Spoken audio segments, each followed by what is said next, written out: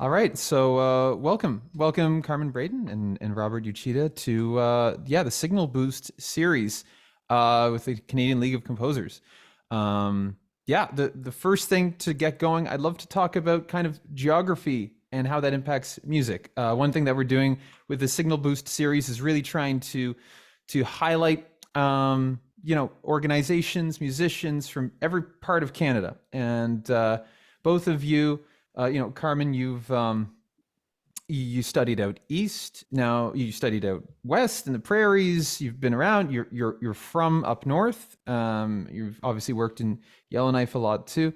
And Robert, likewise. I think we've all kind of crossed paths a few times here Yeah. because Robert, you're in Halifax for a while, concertmaster at Symphony of Nova Scotia, and now you're in Edmonton, hmm right? And of course, you also went to Ottawa. So we all get to travel far and wide and work in different places. My first question is for Robert.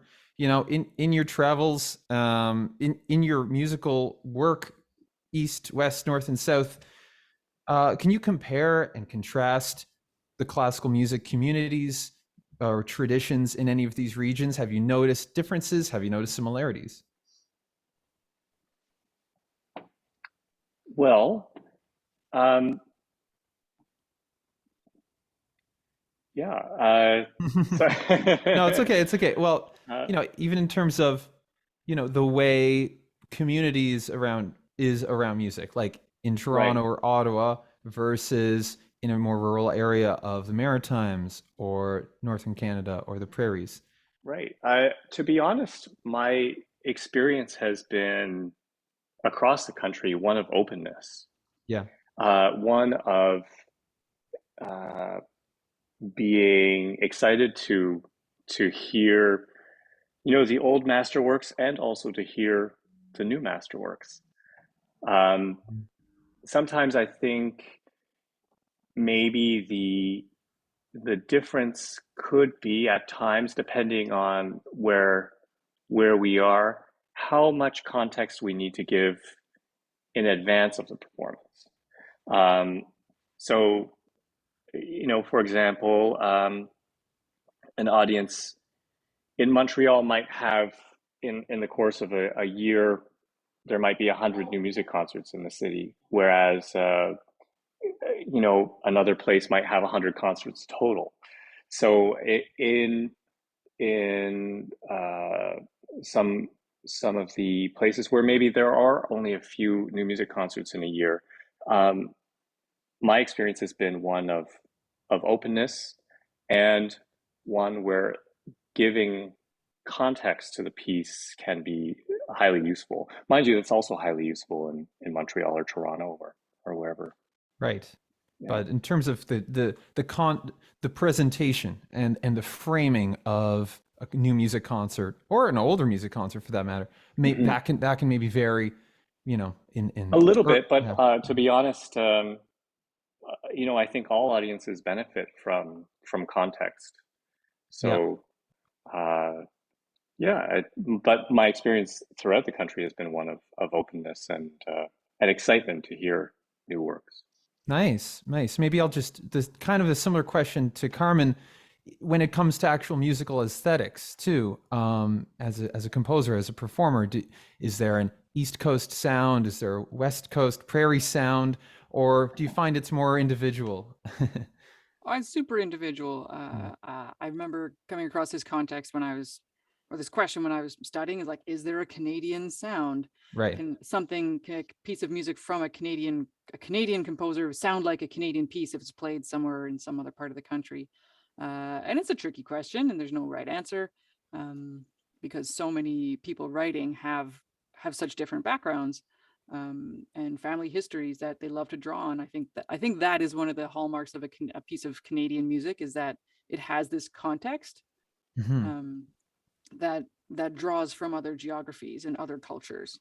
If I think of a lot of the people who have made kind of international names for themselves as composers, they'll often draw on their own kind of lineage and their own histories, and that's kind of what I love is you'll get these like we had Dinuk Wijaratney on the program in Yellowknife, and he's Sri Lankan and Canadian. And then we had Wesley Hardesty, who is an Indigenous musician. and they're drawing on their context, and that's what I love. One thing I will say about playing music in smaller places that aren't these big these big populations is there's like you get act it somehow gets quicker to and like an intimacy and access to not only the performers but somehow the music as well, maybe because the venues are smaller or because it's not kind of in this big more saturated environment, but it seems to like get people quicker and closer, which I like. That's awesome. Yeah, that's great, and that's a huge advantage. I think of it seems to in playing in small places, and it's also like that degree of intimacy. It's like, well, okay, the morning after the concert, you see them at like that At the cafe, coffee shop, yeah. right? That Exactly. happens, Every it's the coffee shop versus in a larger city, they're going to kind of stay in their pocket or stay in their hotel of where they're Awesome. So talking about regions now, let's get specific to Longshadow Festival, which Carmen, you founded, and Robert, you were the most recent artistic director on. And that's been happening in Yellowknife, Northwest Territories. And so back to Carmen just for a second. When you founded this, when you came up with the idea for Longshadow, did this kind of come out of the blue to you, or were there a lot of precedents that you felt inspired you that were already happening in Yellowknife or in Northern Canada in general? There's not a lot of established organizations that focus on a contemporary music or like an avant-garde or music that kind of exists on the edges, which is where this festival really wants to lie. There's not that much going on in the north compared to just it's the population, right? There's just not as many things. So my experiences with having newer music in front of audiences up here has been through kind of one or two pieces on a program at the local theater, or my own kind of compositions that I kind of get people to play in certain places. A few other composers in the Yukon and increasingly in Nunavut as well, working to connect Southern ensembles up when they come and playing that kind of music here. Mhm.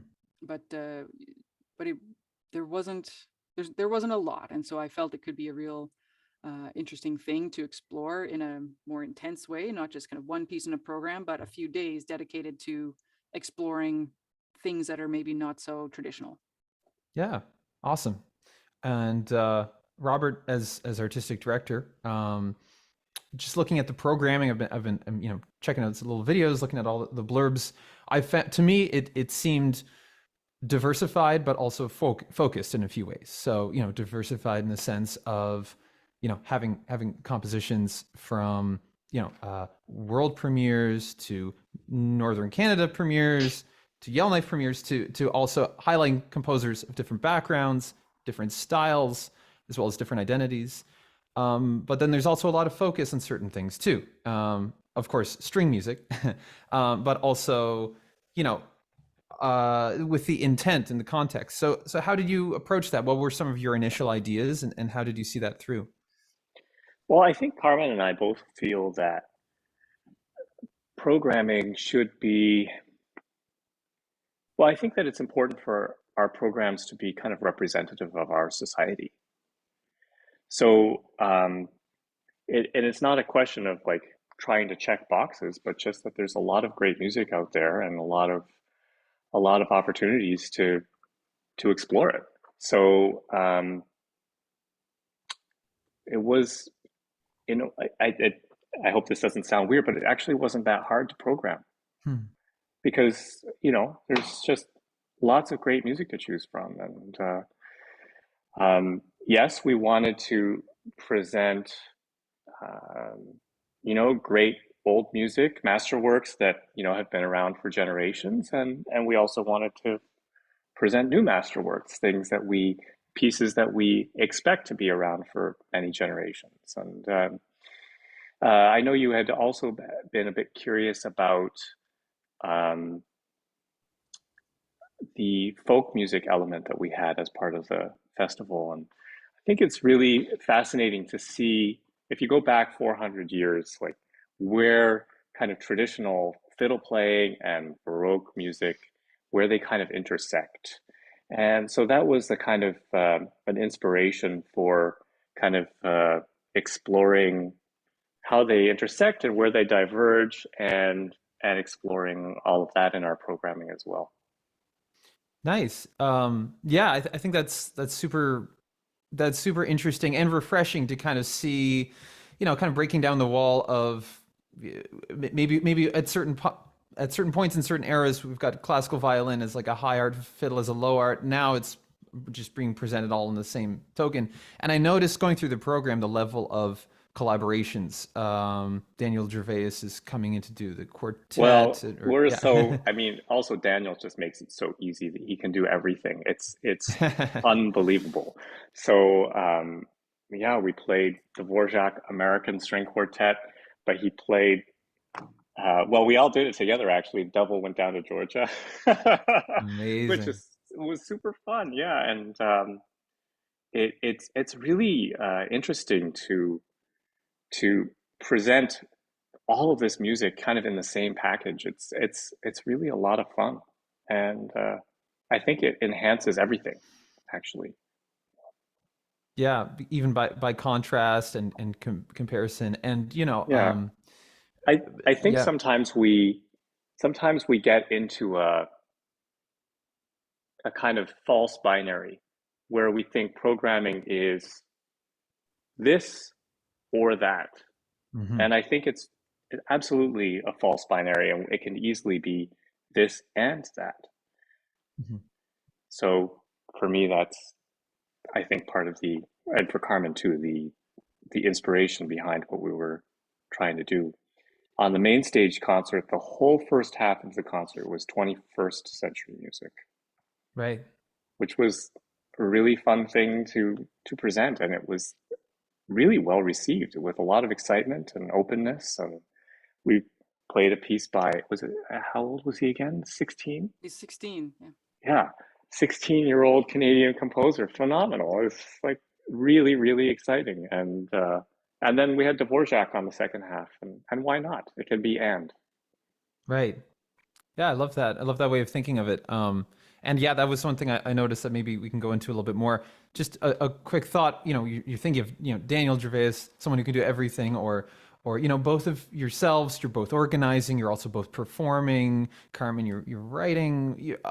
Do you find how important is finding the right people, and then the music kind of follows? Do you find it, rather than it has to be these pieces, we'll bring the random people in from here and here, and hopefully it'll work?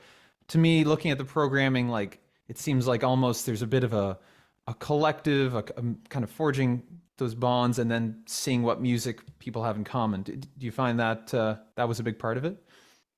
Oh, absolutely. And I'll give a lot of credit to Robert for this, but I think even at the start, like the partnership that Robert and I had was because we knew each other and we wanted to explore something together, and we didn't know each other super well.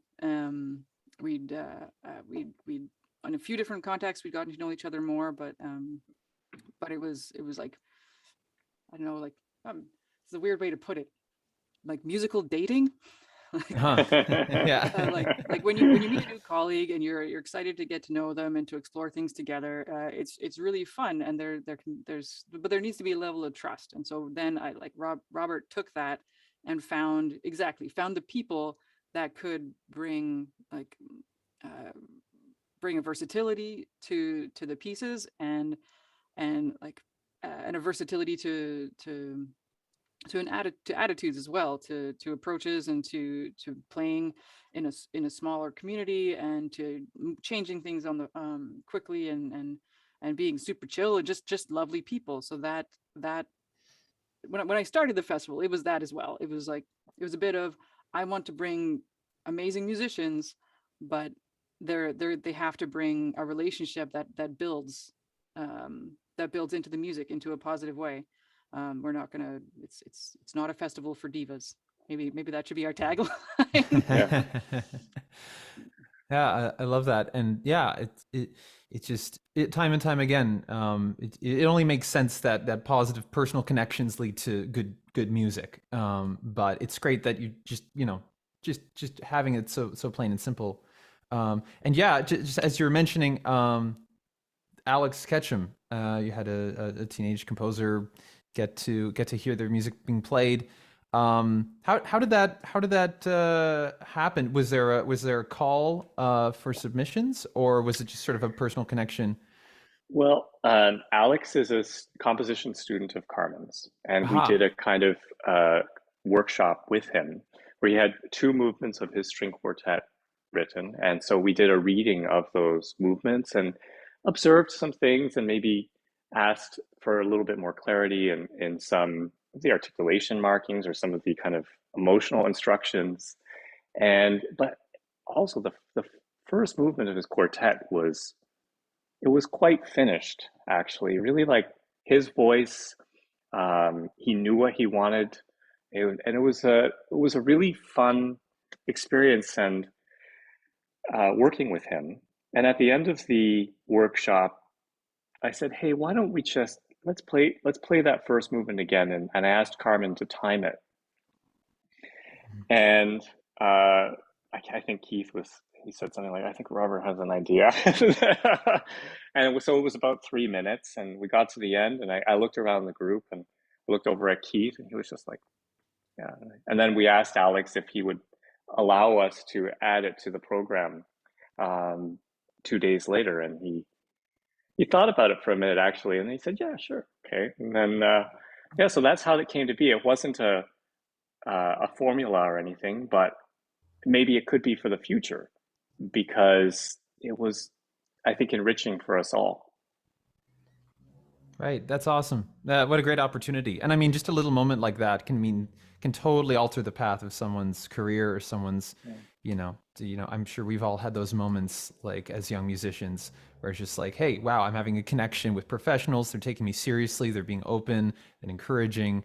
And so that's wonderful. And on that note of openness, that note of sort of flexibility, yeah, even when I was going down the program, and then we've have the Fiddle Cats performing, and then it was like, what's the program to be called from the stage? And it's just like, you know, when I talked about in my life, when I talked to certain people who are pretty outside the world of classical music, they're like, oh, that's when you have to put on a full tux and you have to sit down, you have to be quiet, and you're going to sit for hours in this whole kind of routine, which can be true in some contexts still, but like just to have that, we're gonna work it on the fly. To me, that did you feel like that brought a lot of spontaneity and a lot of sort of common sense to the programming? Well, that was really, Carmen created that partnership, which was amazing. And then Daniel really ran with it.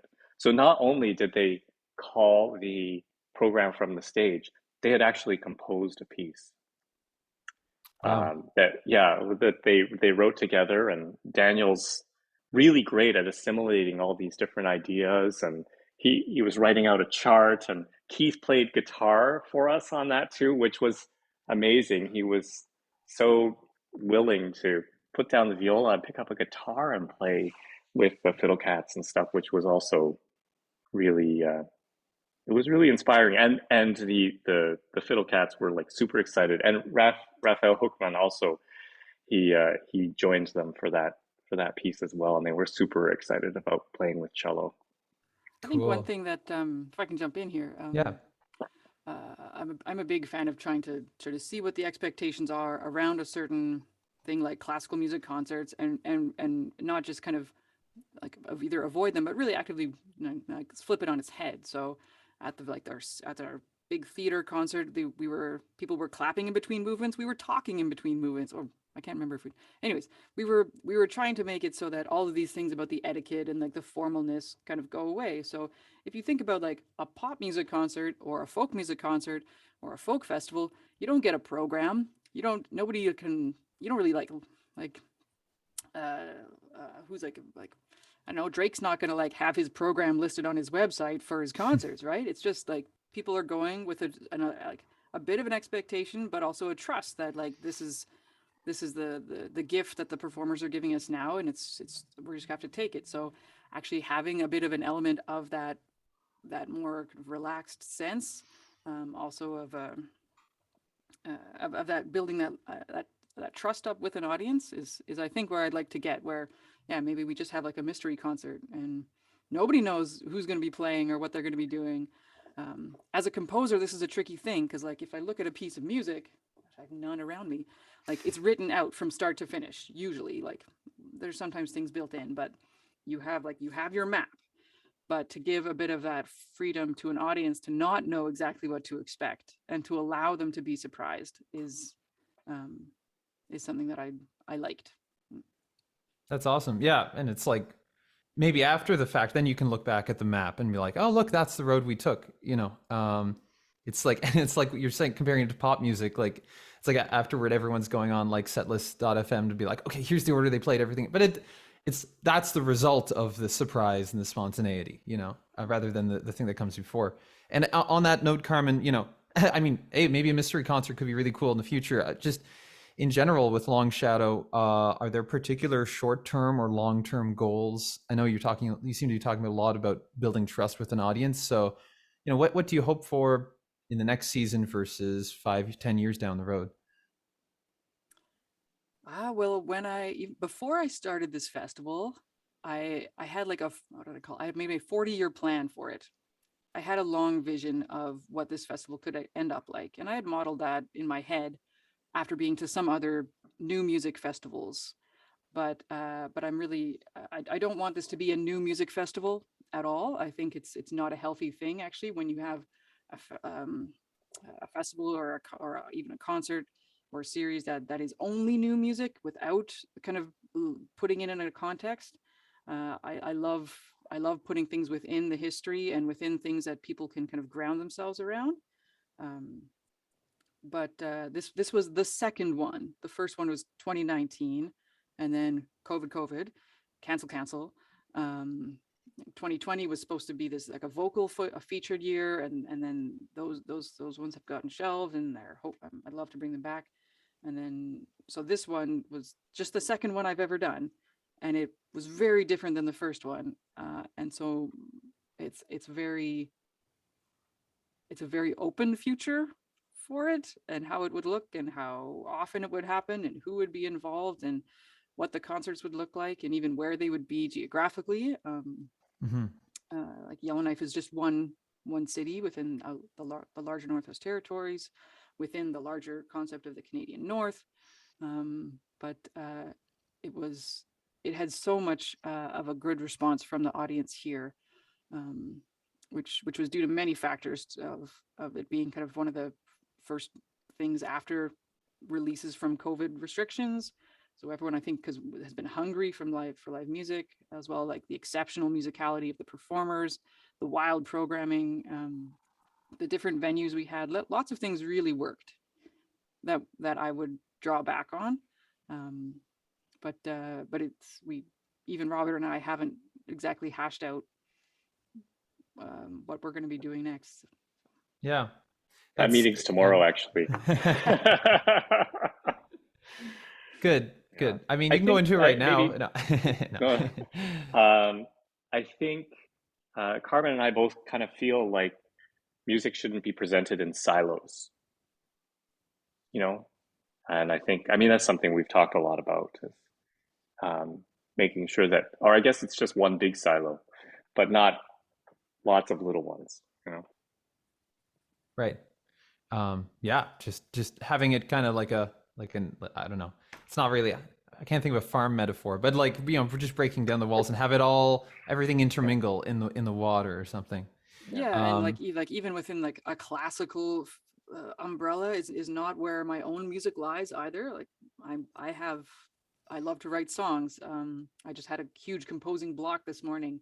And then I was like, I just need to have words. I need to have some connection to a song behind this thing. And all of a sudden it was like, oh, that was great. But like people who are working in other genres, which is not my favorite concept,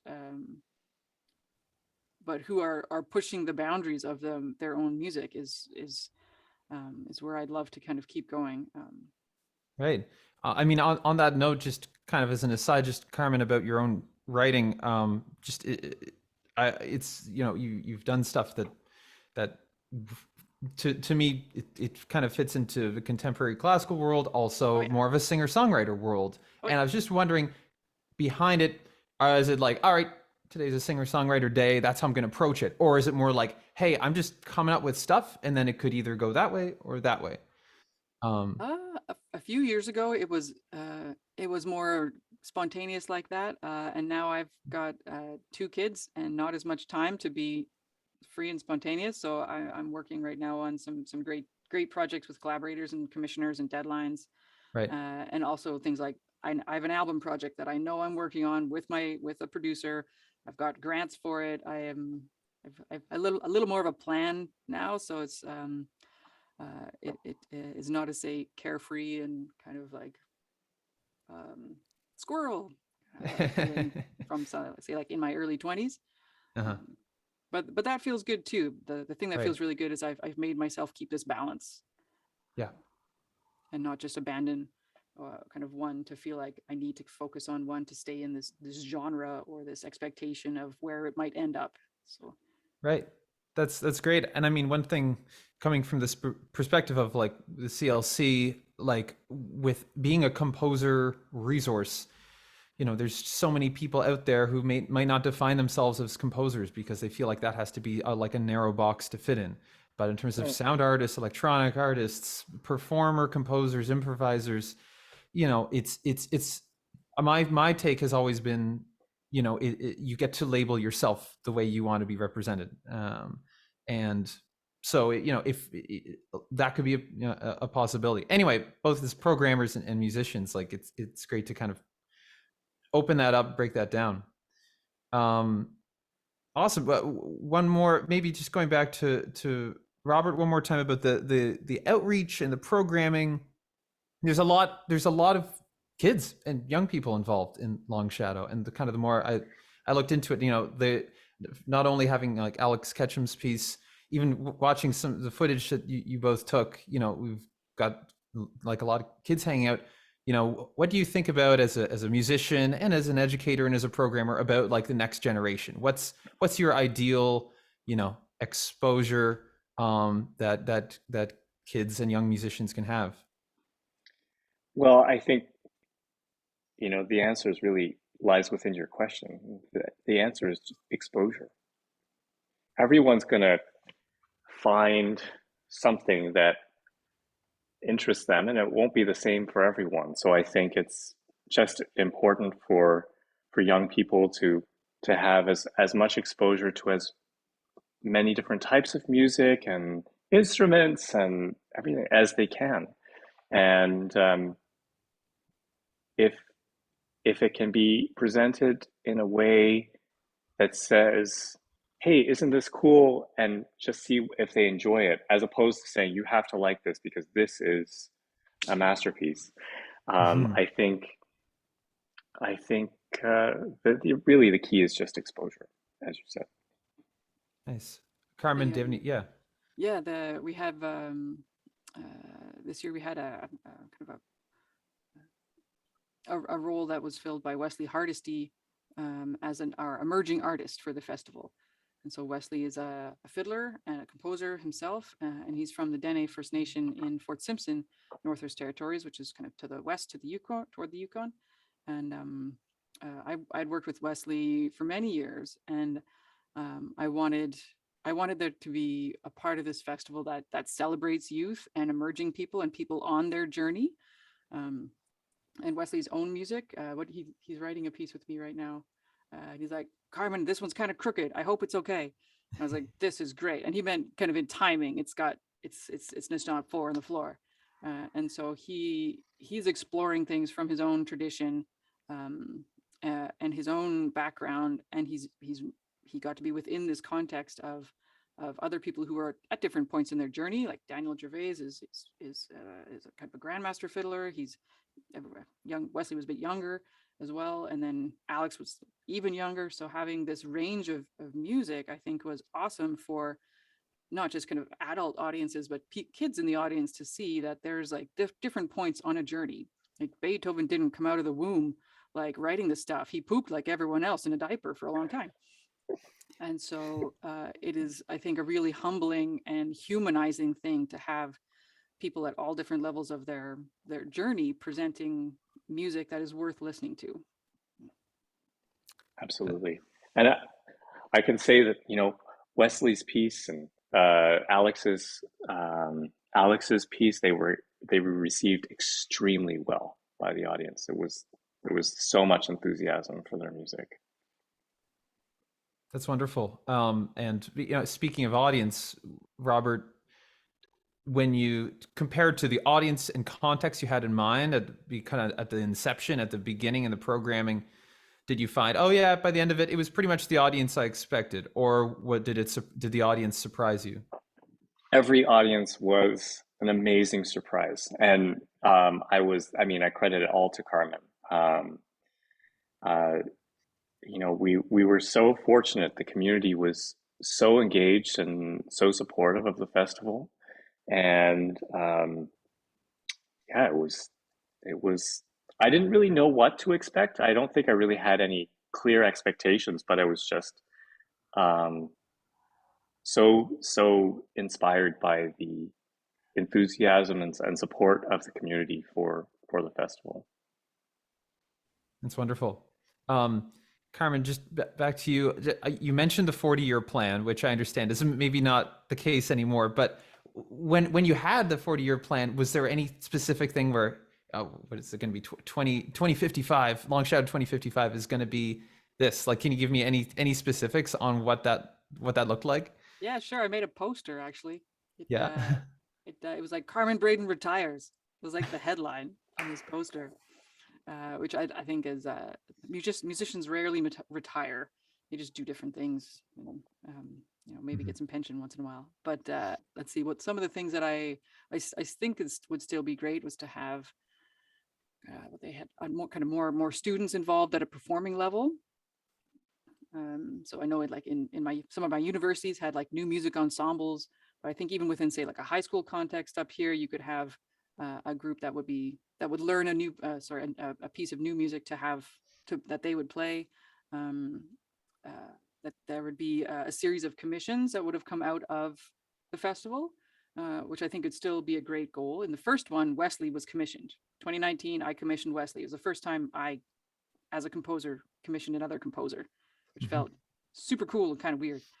Um, I had hoped to expand to more than one community. So to have a portion of the festival that would travel to some of the smaller communities to play there, um, and to bring a more kind of territorial concept to the events. Um, and it would bring have a more international focus as well. So whether it was like a guest composer that came when their music was being featured, or a performer, or a songwriter, or improvisers, or other indigenous musicians from the circumpolar region who are increasingly being sought after as collaborators and composers and performers within the context of settler music that we still bring and play and celebrate. So those kinds of things are are still in the back of my head. Mhm. um, I think another one that I would add would be like using space differently.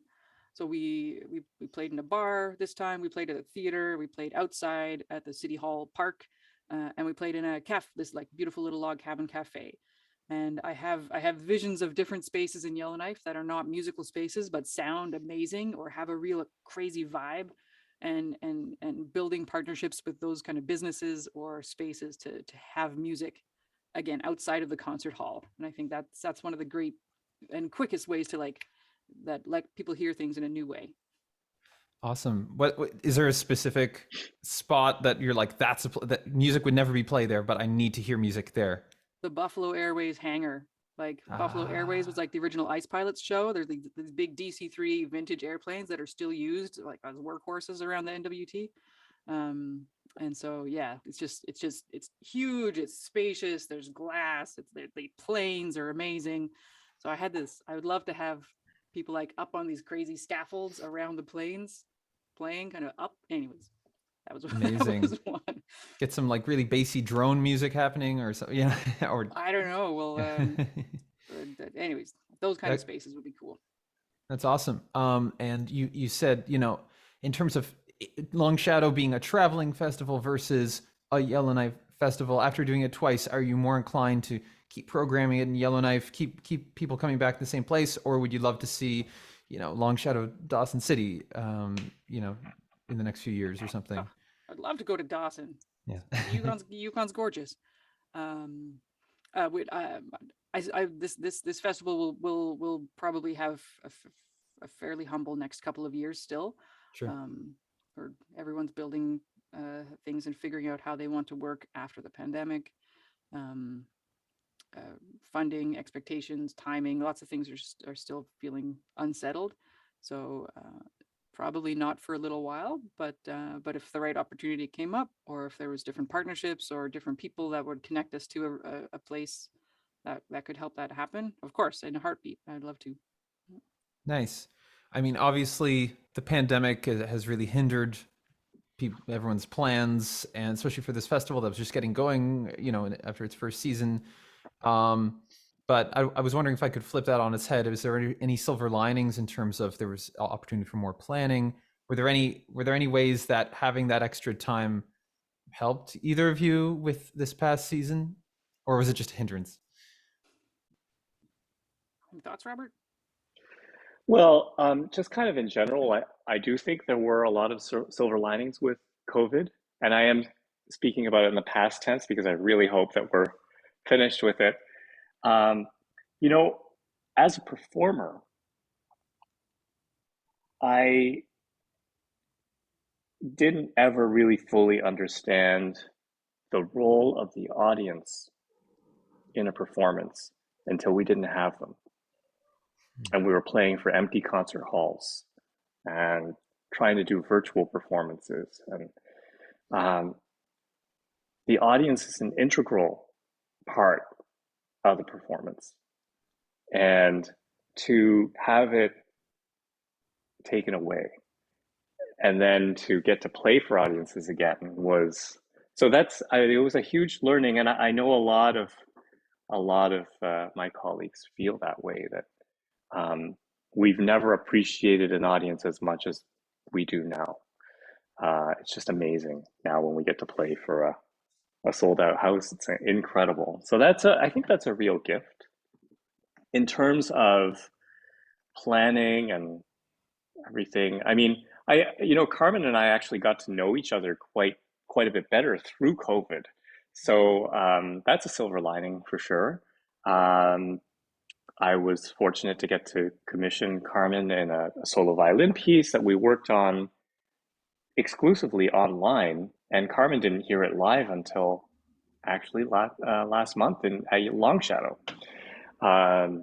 So yeah, for sure, having more time with the music, and of course, actually, we had this all planned for, I think it was it 2021? Yeah, September 2021, and it got canceled at that time as well. But I would say the festival definitely continued to grow, and ideas continued to develop because we had that extra time as well. So I think, yeah, if you want to look at it in a positive way, there are lots of things that we learned, and lots of things that were, yeah, really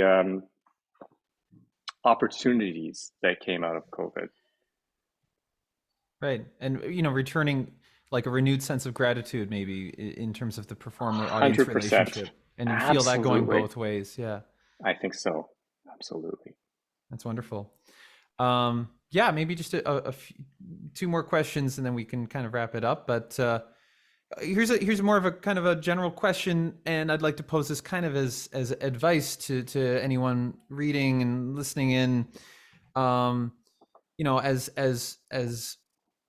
programmers and facilitators of the festival, you're also both very busy working musicians on your own music, on your own kind of personal expression. How do you balance these things in your careers, in terms of, on one side there's more personal endeavors, on the other side, there's wanting to lift others up. And do you have any advice for those who want to do both, but maybe it's finding that balance? Yeah. Yeah, sure. I'll take a stab at that. Sure. Having been somebody who was extreme, I was very supported, and I still am, by so many other people and organizations, funders, and performers, ensembles, my family.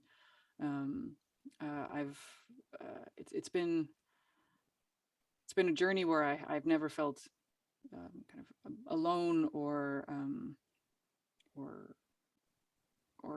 that it was impossible or that I might have to give up. There's always seemed to be a way that I could move forward, and so knowing that like makes me want to do that for others. And but I'm realizing that the work that I do on my own as a composer, when I'm writing in my own career to move myself forward, does that as well. It's as an example, as a woman composer, as a mother, as a person from a more remote part of the country. Just me doing that, I know has an impact. I hope has an impact. And then to have something like this happen, where it takes a lot of time and resources of all kinds. It's, yeah, again, this is the second time we're doing it. I'm learning the balance, and it will always be something that has to change. Like you never balance all the time. Balance is always kind of moving and shifting and adjusting. So I would, there's lots of lessons to be learned from how we did this one to balance it better. There was times where I felt unbalanced, I will happily admit, and and I had to shift the balance. Otherwise, it was going to become unhealthy or untenable or debt.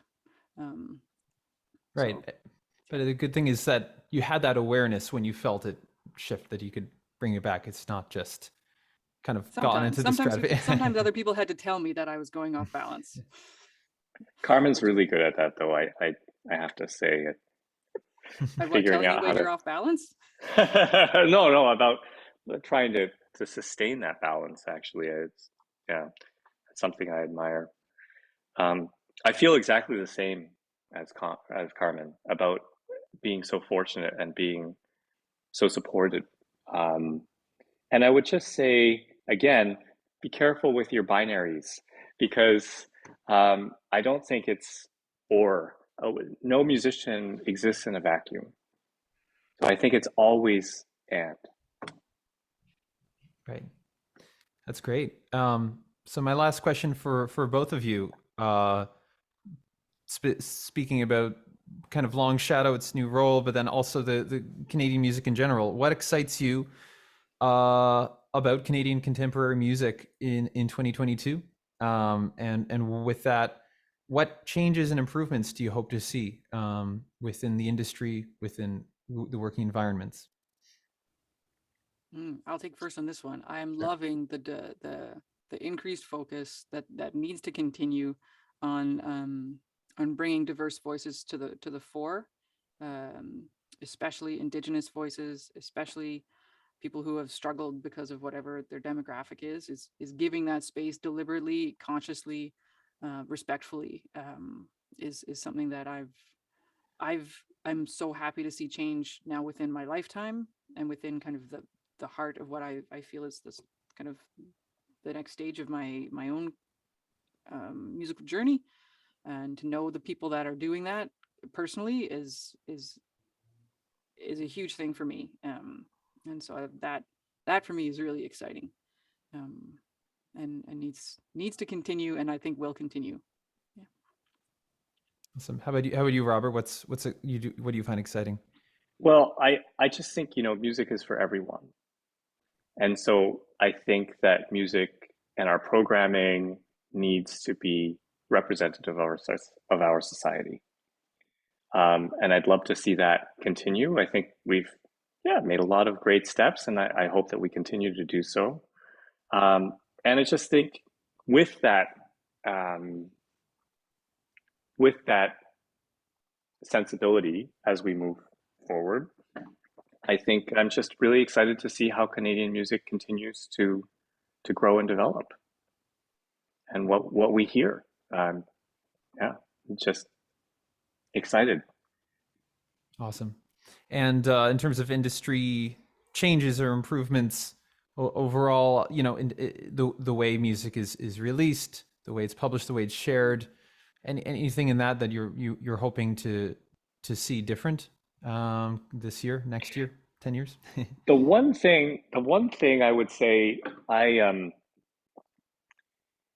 would love to see us get away from the term inclusion. And that's why I'm really careful to not use it. I like the term representative because that's something where I think there's a different mentality in thinking about music being representative rather than we need to include a certain group of people. Do you see what I mean?